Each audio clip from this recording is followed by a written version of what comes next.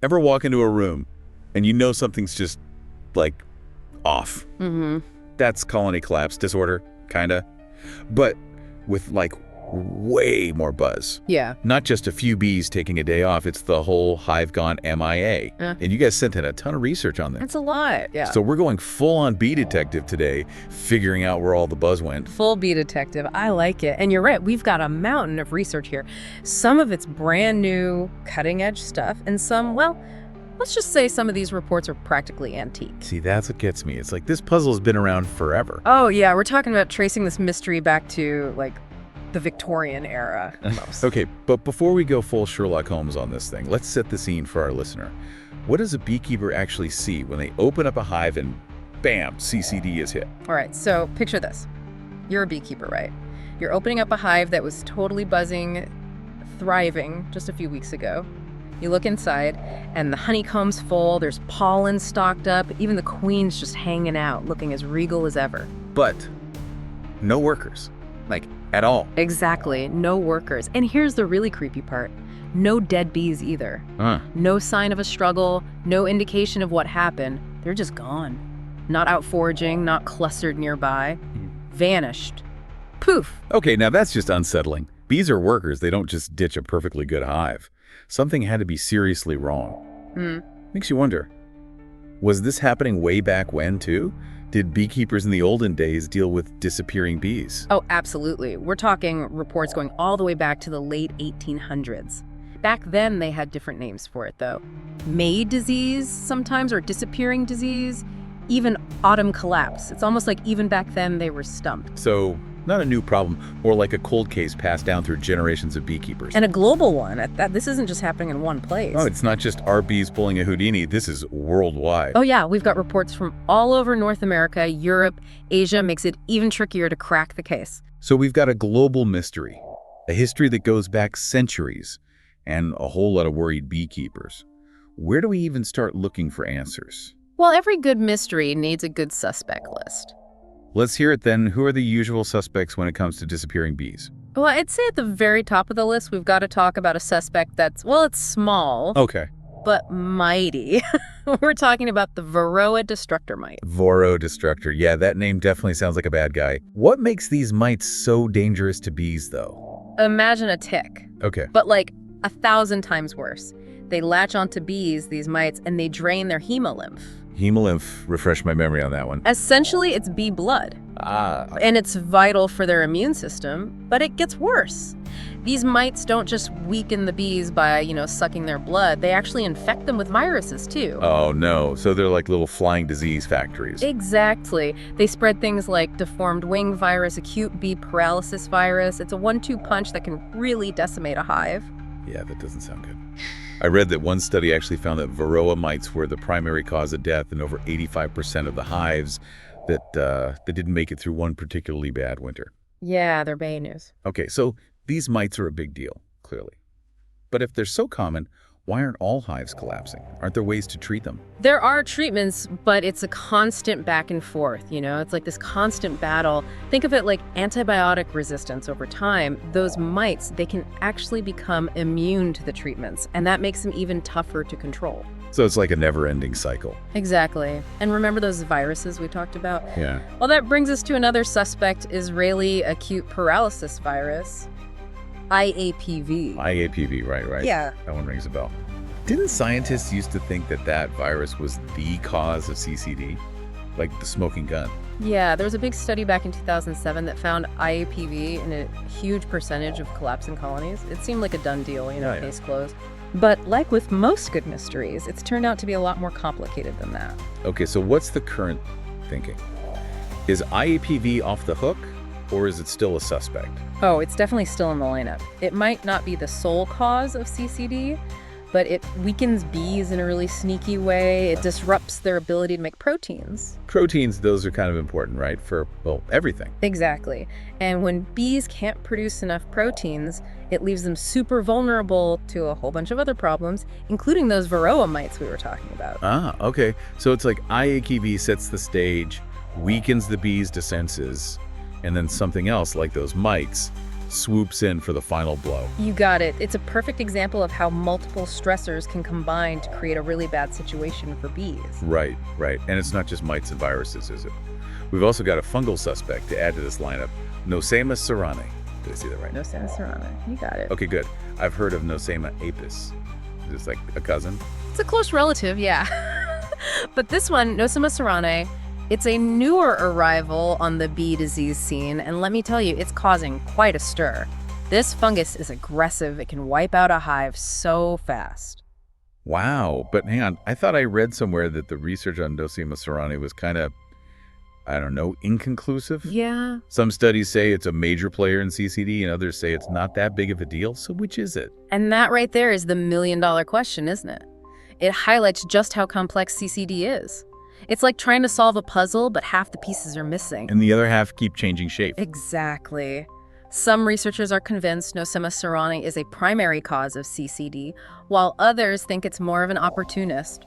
Meaning it takes advantage of bees that are already weak, maybe from those other things we talked about, like the mites or IAPV. So more of an accomplice than the ringleader. Maybe it's still anyone's guess at this point. Okay, so we've got mites, viruses, and fungi. All pretty nasty characters in our beehive mystery here. But what about the elephant in the room, pesticides? Yeah. Whenever I hear about bee problems, pesticides always seem to be public enemy number one. And it's true, we can't ignore pesticides in this conversation. They're everywhere in modern agriculture, and they've definitely played a role in bee declines overall. There's one group in particular that's been getting a lot of attention, neonicotinoids. Neonicotinoids, yeah, those are bad news, right?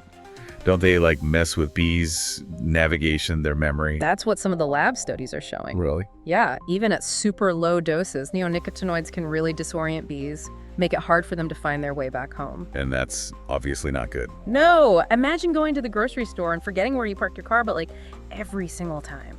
That's the kind of confusion these pesticides can cause in bees. And if they can't find their way back to the hive, the whole colony's in trouble. Absolutely. But, and this is where it gets even more complicated, while those lab studies are showing some clear negative effects. Yeah. The field studies, the ones they do out in the real world on farms and stuff, haven't always shown the same results. Really? Why is that? It's probably a few things. Out in the real world, bees aren't just exposed to neonicotinoids, they're dealing with a whole cocktail of different pesticides. Plus, there are other factors, weather, food availability, the overall health of the hive, that can all impact how bees respond to these chemicals. So it's not as easy as saying neonicotinoids equals CCD. Right. It's much more nuanced than that. This is making my head spin. And we haven't even touched on those other theories, like cell phones and GMOs and all that. We'll get there, don't worry. But before we move on, there's one more pesticide I want to mention, fipronil. Fipronil. Wait, isn't that what they use in, flea and tick treatments for pets? Yep, that's the one. And for termites, actually. Termites, okay. The problem is, fipronil is super toxic to bees, even in ridiculously small amounts. So it's like we're trying to target one type of insect, and we end up harming another. It's a classic case of unintended consequences. What about fungicides, though? Those target fungi. Yeah. Right. Not insects, so those shouldn't be an issue for bees, right? You'd think so, wouldn't you? Yeah. But, as with most things in this story, it's turning out to be a bit more complicated than that. Recently, there's been some research showing that fungicides, while they might not be directly lethal to bees, they can still cause problems in some pretty surprising ways. Really? Like what? Well, one study, and this is wild, one study actually found that bees who were exposed to fungicides were 3 times more likely to get infected by parasites. 3 times? How is that even possible? Fungicides are supposed to kill fungi, not make bees more susceptible to parasites. It all comes back to the immune system. Ah. It seems that while those fungicides might not directly kill the bees, they might weaken their immune defenses, and when that happens, they're much more vulnerable to a whole slew of other threats, including, you guessed it, those parasitic Varroa mites we were talking about earlier. Wow. So it's like the fungicides are acting as accomplices, making those other threats even more dangerous. Exactly. Okay, so we've got a whole rogues gallery of suspects here. Mites, viruses, fungi, not to mention a whole cocktail of pesticides. But I know there's some other theories out there too. Some a little more out there than others, if you know what I mean. What about those less mainstream ideas like cell phone radiation and GMOs? Do those hold any water? Let's start with those cell phones. I've definitely seen those headlines, claiming that cell phones are scrambling bees' brains, making them fly into walls, ditch their hives. Is there any truth to that? Well, it makes for a good story, doesn't it? Right. The idea of our phones causing this global bee crisis, it's catchy, it's alarming, but the science just isn't there to support it. So, no real evidence. Most of those studies that try to make that link have some serious flaws. It's more about grabbing headlines than presenting solid evidence, I'd say. So can we officially put cell phones on the unlikely culprits list? I think it's safe to say those headlines are a bit of an overreaction. There was that one study that got a ton of attention, claimed cell phones were causing hive abandonment. Right, I think I remember that one. Turns out they weren't even using cell phones. Oh, come on. They were using cordless phone base stations, which emit a totally different kind of radiation. Okay, yeah, that's not the same thing at all. Not even close. All right, case closed on that one. What about GMOs then? Genetically modified crops, it seems like those are a hot topic, no matter what we're talking about. Are they a real threat to bees? GMOs are definitely a lightning rod for controversy, that's for sure. But in terms of CCDs specifically, the research just doesn't point to them as a major cause. There have been a lot of studies looking at GMOs and bees. And the overall consensus is that they're not directly causing this issue. Interesting. Okay, so we can maybe cross those two off the list, but the mystery continues. If it's not cell phones or GMOs tipping the scales, what else could be playing a part in this whole CCD thing? Well, some experts are starting to think that maybe we need to take a look in the mirror, so to speak. What do you mean? Well, we need to examine our beekeeping practices themselves. You're saying that the way we're raising and managing bees could be contributing to their decline? Tell me more.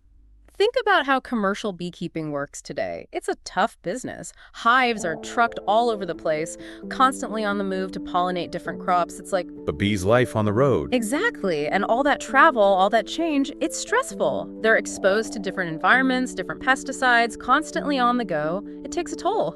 Yeah, I could see how that would be hard on them. It's like they're living life in the fast lane. Right. And all that stress, it weakens their immune systems, makes them more susceptible to those diseases, the parasites, everything we've been talking about. It's like they're burning the candle at both ends. And on top of all that, we're often feeding them a diet of sugar syrup and pollen substitutes.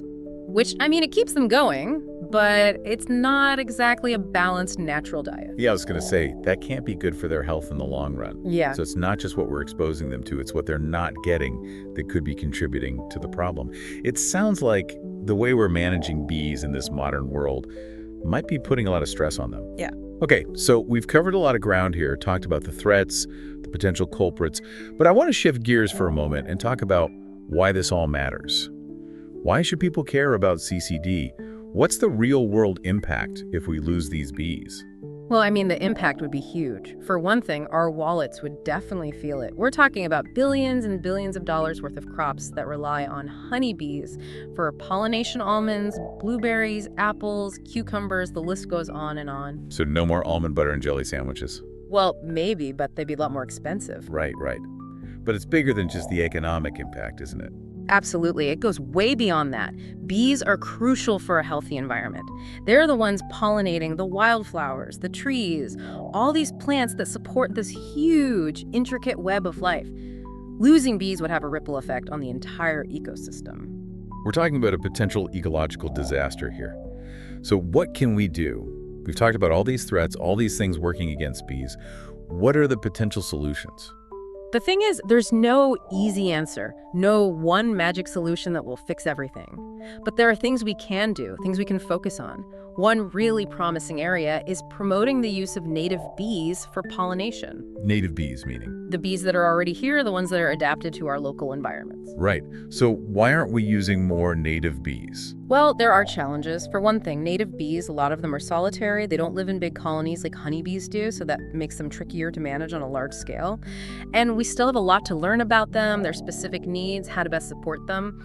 But it's definitely an area with a lot of potential. Sounds like it. What else can we do? Another big one, breeding Varroa-resistant bees. Meaning? If we can figure out how to create bees that can naturally resist those Varroa mites, that would be huge. It would change everything. Are you making progress on that front? We are, actually. Yeah. There are already strains of honeybees that are showing natural resistance to the mites, so the challenge now is to refine those strains, make them more widely available. So there's hope. Oh, absolutely. There's always hope. But it's not going to be one single thing that saves the bees. It's going to take all of us. You know, we need to reduce our pesticide use, create more diverse habitats for bees, support more research into bee health. It's a group effort. It's about seeing the bigger picture, right? Exactly. CCD, it's not just a bee problem, it's a human problem. And it's going to require a human solution. Well said. And, on that note, here's something for our listeners to think about. What if the answer to CCD, what if it's not about any one of these threats in isolation, but the way they all work together? Yeah. Like, what if the real problem isn't a smoking gun, but this combined weight of all these different stressors pushing bees past their breaking point? Wow. That's a powerful thought. Yeah. We spent all this time untangling this web of threats to bees, and it really highlights just how delicate the balance is, how much these amazing creatures rely on us to make smart choices. The mystery of CCD might not be totally solved just yet, but by understanding these challenges, we're taking a step in the right direction, a step toward protecting these crucial pollinators. Absolutely. And that's a wrap on this deep dive into the world of colony collapse disorder.